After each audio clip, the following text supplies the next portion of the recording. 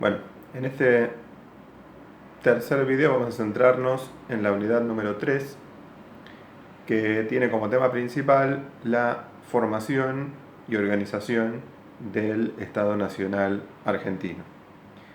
Recordemos que en las unidades 1 y 2 lo que teníamos era un proceso revolucionario que había roto con toda la estructura colonial previa y que estaba intentando crear un Estado nuevo. Habíamos visto en la unidad 1 que simplemente los distintos grupos de la burguesía criolla lo que hacían era pelearse para ver cómo organizar ese Estado, y eso fracasa, digamos, en Cepeda en 1820, y durante todo un periodo, hasta 1850, lo que hay es una serie de estados provinciales que no consiguen unificar el territorio en manos de una única autoridad o de un único Estado. En esta unidad 3 lo que vamos a encontrar es el final de la era de los caudillos. Acuérdense que cada caudillo tenía una autoridad local sobre su propia provincia, y entonces se empieza a formar el Estado Nacional unificado con todo el territorio que terminamos conociendo en el día de hoy. Habíamos dejado el final de la unidad 3 con la caída de Rosas. Urquiza había derrocado a Rosas en la batalla de Caseros, y entonces como que los partidos empiezan a rearmarse. Ya no tenemos la clásica división entre unitarios y federales, sino que aparecen dos partidos que tienen que ver con cada una de las regiones. Aparece un partido liberal, que está en Buenos Aires, y aparece un partido federal que está representado en su mayoría en las provincias del interior y del litoral, al mando de Urquiza. ¿En qué se van a diferenciar los dos partidos? En que los porteños lo que van a intentar es no perder la hegemonía, no perder el dominio del país, y van a proponer dos variantes. Una variante, que es la que se conoce como el alcinismo, lo que va a proponer es separar a la provincia de Buenos Aires y hacer de cuenta de que Buenos Aires es un estado aparte. Va a tener sus propios ingresos, va a tener su propia capacidad de financiarse, y el resto de las provincias va a quedar afuera. Pero hay otro sector del Partido Liberal porteño que lo que dice es, bueno, es imposible mantener una situación en donde Buenos Aires quede sola porque el resto de las provincias va a seguir peleando, y entonces, en vez de estar en un periodo de guerra civil continua, lo que nos conviene es unificar todo el país, pero bajo el mando, ¿no?, bajo el dominio de la burguesía porteña o de los terratenientes porteños. Ese es el planteo de Mitre. Por otro lado, por supuesto, el planteo de los federales del interior y del litoral, dirigidos por la gente del litoral, en este caso que es Urquiza, lo que va a proponer es una estructura de constitución federal en donde las provincias puedan tener algún peso más importante. Recordemos que Urquiza, cuando derroca a Rosas, mete la capital en Paraná, en Entre Ríos, en forma provisoria, y de alguna manera el centro del poder político está ahí en la zona litoral. Entonces hay como tres proyectos diferentes que van a pelearse durante 10 años entre Caseros y Pavón, que es otra batalla que se da en 1861. Lo más importante de todo este periodo es que inmediatamente después de que Rosas cae, Urquiza convoca una asamblea que termina generando un congreso constituyente que finalmente sanciona una constitución que es federal, la constitución de 1853. El problema es que cuando se sanciona esa constitución federal, Buenos Aires no la acepta y termina separándose. Es decir, hacen una especie de golpe de Estado en Buenos Aires, quitan a las autoridades representantes del gobierno nacional y arman un Estado por separado que se conoce como el Estado de Buenos Aires. ¿Por qué? Porque Buenos Aires no quiere tener que compartir obligatoriamente las rentas que obtiene por la aduana y por el puerto.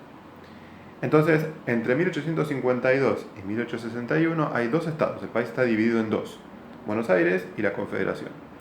De hecho, en todo ese periodo hay guerras continuamente. Cada país tiene su ejército y hay una serie de combates. Los dos más importantes que tenemos que marcar son 1859, que es la segunda batalla de Cepeda, en donde provisoriamente gana la Confederación, es decir, gana Urquiza.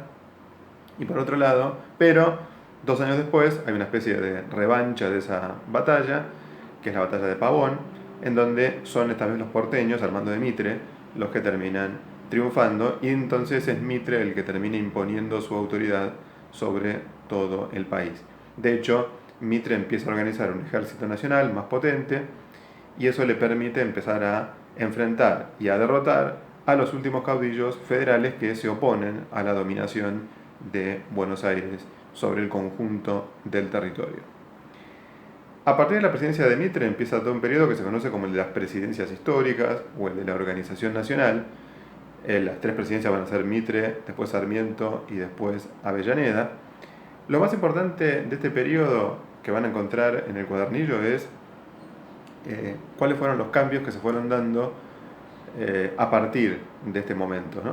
O sea, cuáles fueron los cambios que permitieron la estructuración del Estado Nacional.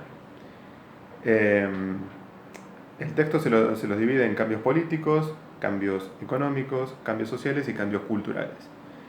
En cuanto a lo que tiene que ver con lo político, lo fundamental es lo que ya dijimos, que es la sanción de la Constitución, que es federal, que respeta la autonomía de cada una de las provincias y que da lugar a un sistema que va a ser republicano, o sea, se va a elegir un presidente cada 6 años, con división de poderes, todo lo que es la Constitución moderna, y eso va a permitir el surgimiento de determinados partidos políticos que van a competir en elecciones, ya vamos a ver cómo son esas elecciones, pero lo que queda claro es que hay una república, se empieza a formar una burocracia, es decir, un conjunto de funcionarios destinados a gobernar sobre todo el país, y se empiezan a dictar las leyes más importantes, que son los que se llaman códigos de fondo, el código civil, el código penal, es decir, todos los códigos de leyes que van a servir para estructurar la legalidad del nuevo Estado.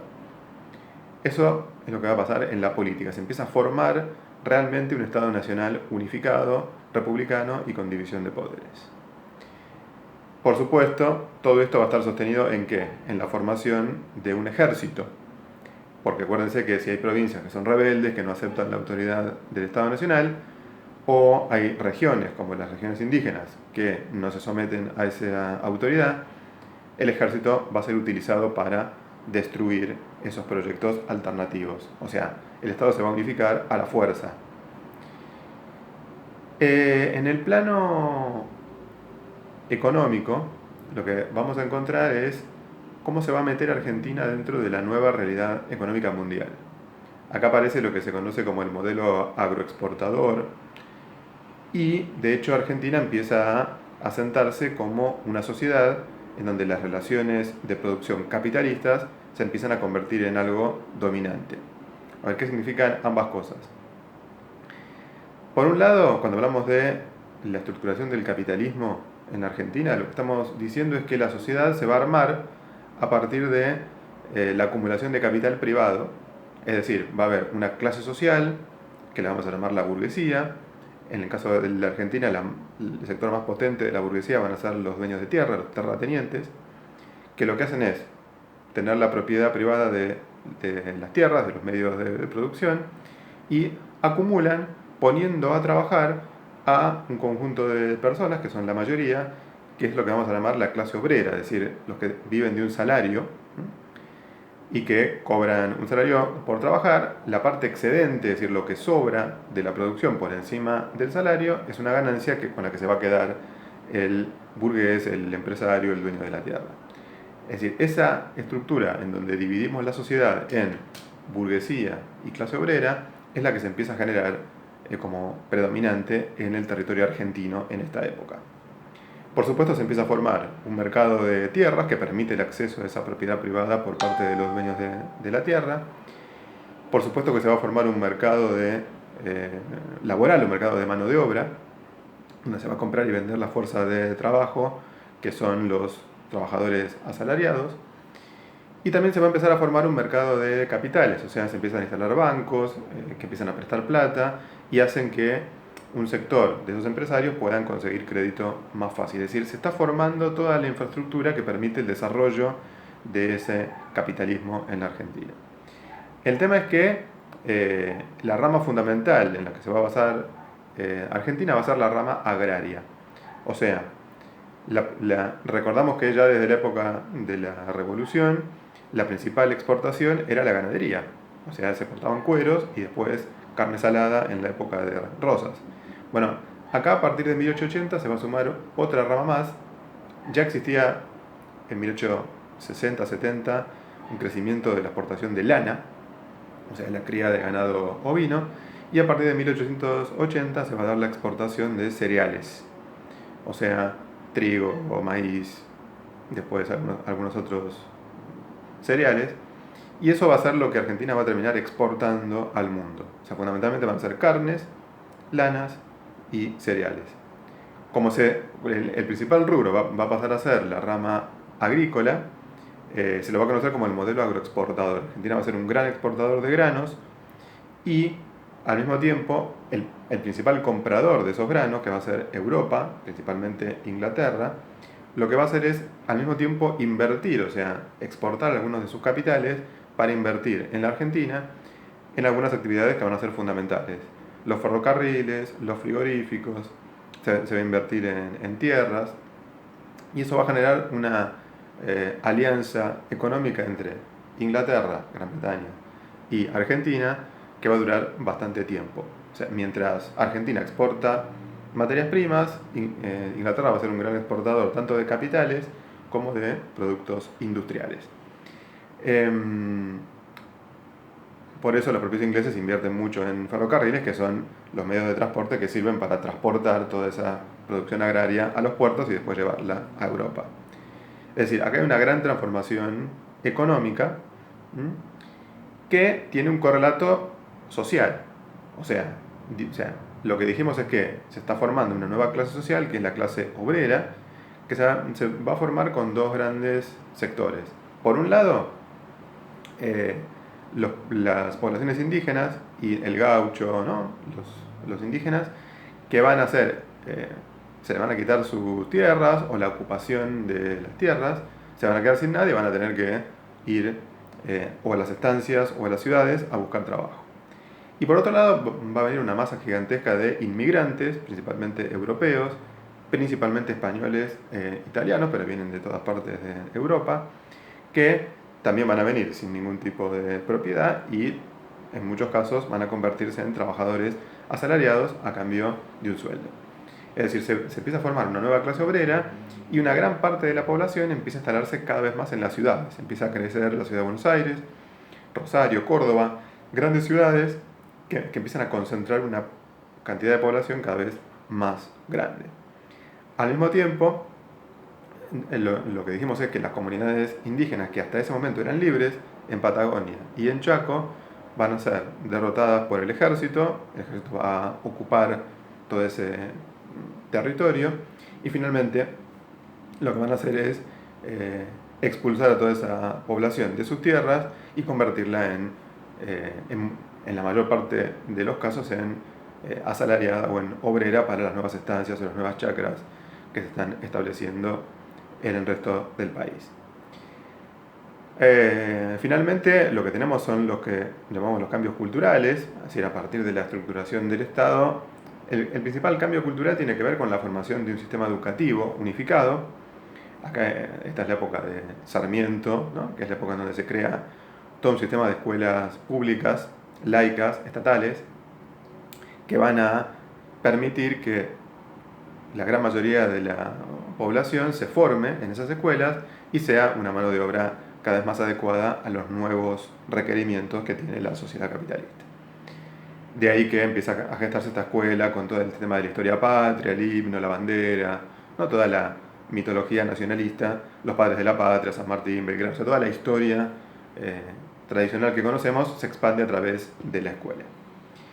Y también surgen los grandes medios de comunicación de tirada masiva, que también van a formar gran parte de la opinión pública. Todos esos cambios en realidad se dan a partir de 1850 y se extienden en el tiempo hasta 1900 y más. Lo que nos va a resultar importante en esta última etapa de la unidad 3 es ver cómo se arma el poder político, sobre todo a partir de 1880. A partir de 1880 dijimos que la Constitución establecía un sistema federal, un sistema republicano, y el partido que va a terminar dominando todo esto va a ser un partido conocido como el Partido Autonomista Nacional, que es un partido que se forma con gente del interior y gente de Buenos Aires, y cuyo jefe va a ser Julio Argentino Roca. Ese PAN, que es el partido dominante, va a terminar gobernando durante más de 30 años, principalmente a través de un mecanismo que es el fraude. ¿Sí? Hacen continuamente trampa en las elecciones, gana siempre el mismo partido, porque hay distintos mecanismos que le permiten ganar siempre. Cambio de votos, voto de personas muertas. Piensen que una buena parte de la población es extranjera y no le está permitido votar. Es decir, hay todo un sistema que permite que ese partido se mantenga en el poder durante mucho tiempo. A este régimen se lo va a conocer como el régimen conservador o el régimen oligárquico, porque está dominado por una minoría dirigida por ese partido que está expresando los intereses de los grandes terratenientes, que son los que tienen más plata en ese momento. Pero eso no va a quedar así durante mucho tiempo. En cada una de las crisis económicas que la Argentina vaya sufriendo, van a darse crisis políticas y van a surgir partidos opositores. Por ejemplo, la primera de esas crisis va a ser la crisis de 1889-1890. Argentina, como país exportador, está dependiendo todo el tiempo de cuánto le vende a los mercados europeos. Si en Europa hay crisis económica, eso repercute en la Argentina, en una caída de la actividad económica, y en 1890 va a ser una de esas caídas. En medio de la crisis económica hay un sector de la burguesía que lo que dice es: no queremos seguir en este sistema político que está basado en el fraude, y entonces intenta hacer una revolución. Forma un partido opositor que se conoce como la Unión Cívica, y esa Unión Cívica va a intentar hacer una revolución a la que se la conoce como la Revolución del Parque. Esa revolución del parque no tiene éxito, o sea, trata de tirar abajo al gobierno, no lo consigue, pero sin embargo, tira abajo a Juárez Selman, que era el presidente, pero no consigue tomar el poder, y entonces, a partir de ahí, esa unión cívica va a seguir peleando para, digamos, hacer más transparente y más democrático el régimen político. La Unión Cívica se va a dividir en dos: Unión Cívica Nacional, al mando de Mitre; Unión Cívica Radical, al mando de Leandro Alem. Y la Unión Cívica Radical va a ser la que va a terminar siendo la opositora permanente al gobierno conservador. Primero bajo el liderazgo de Leandro Alem y después bajo el liderazgo de Hipólito Yrigoyen. Los radicales, la UCR, va a terminar intentando hacer varias revoluciones, 1893, 1905. Si bien no tiene éxito, presiona cada vez más a los conservadores para hacer reformas, para cambiar el sistema político.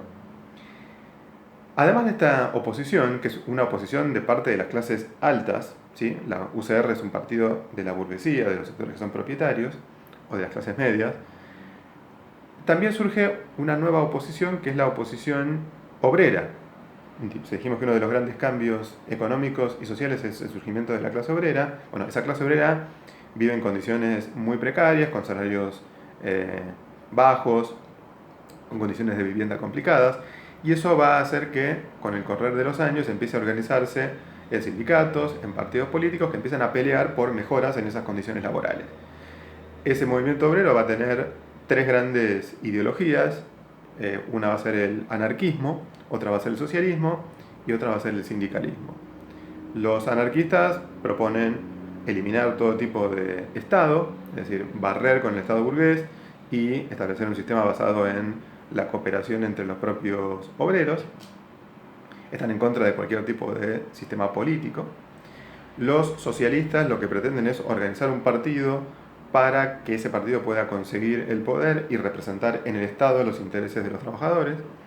Y los sindicalistas básicamente se centran en la actividad sindical y van desde los más revolucionarios, que dicen los sindicatos tienen que tomar el poder, hasta los más reformistas, que lo que dicen es, bueno, los sindicatos tienen que negociar con los gobiernos para ver qué mejoras pueden obtener para los trabajadores. O sea, hay tres grandes corrientes. Esas tres grandes corrientes van a protagonizar muchas huelgas parciales, huelgas generales. Y entonces, cuando ya llegan los años 1910, 1912, como que al régimen conservador se le juntan dos grandes movimientos. Por un lado, los radicales, que intentan hacer revoluciones; por otro lado, los obreros, con sus distintas variantes, y entonces llega un momento donde los propios conservadores deciden hacer una reforma electoral que impida el fraude, a la que se la va a conocer como la ley Sáenz-Peña, que establece el voto secreto obligatorio y que se propone reducir la ocurrencia del fraude. De hecho, a los pocos años, en las primeras elecciones que se hacen con la ley Sáenz-Peña, finalmente los radicales consiguen ganar las elecciones. Esto hace que en 1916 se cierre la época del régimen conservador y empiezan a surgir otros partidos con otros gobiernos, por ejemplo los radicales, y eso ya es algo que vamos a terminar viendo en la unidad 4, donde veamos radicalismo y peronismo.